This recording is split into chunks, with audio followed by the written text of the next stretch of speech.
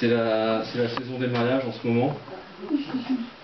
Et on entend beaucoup de répétitions. C'est le jour de mon mariage et j'épouse en première noce la jeune fille de Berlusconi. Elle s'appelle Marilyn.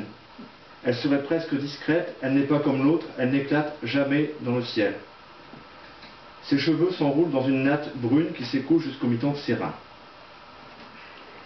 Vêtue d'une jaquette côtelée en polyamide noire avec 2 bandes blanches qui tournent autour des poignets, grimpe sur la fermeture éclair puis s'enroule sur le col façon sport, ouvert sur une chemise triolée de fleurs des champs orange comme l'été qui dort.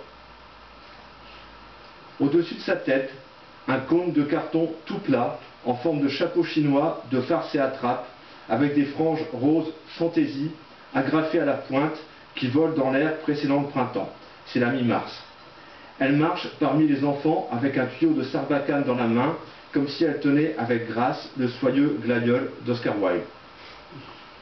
Longeant ma fenêtre, les yeux perdus dans le gravier, l'air d'humilité de Dorothée de la Montaut, pas comme les autres qui passent aussi, les yeux à terre, terre tous des fiers culs qui défilent depuis le matin.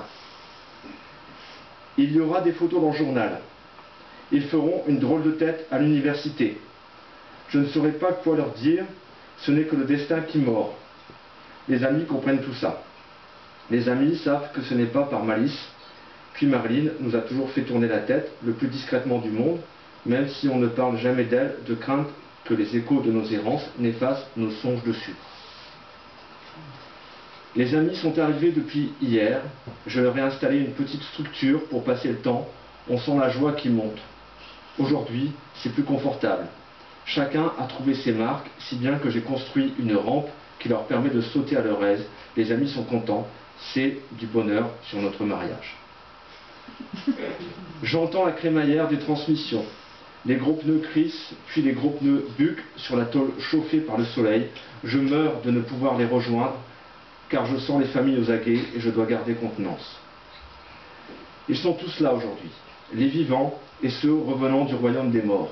Terre tous, chacun en trouve sa place sur le sépia entouré du cadre de dentelle, sur la photographie qu'il aura fallu tirer tout en bloquant son souffle pour qu'elle ne soit pas floue et que les enfants sachent nous revoir dans notre vie passée.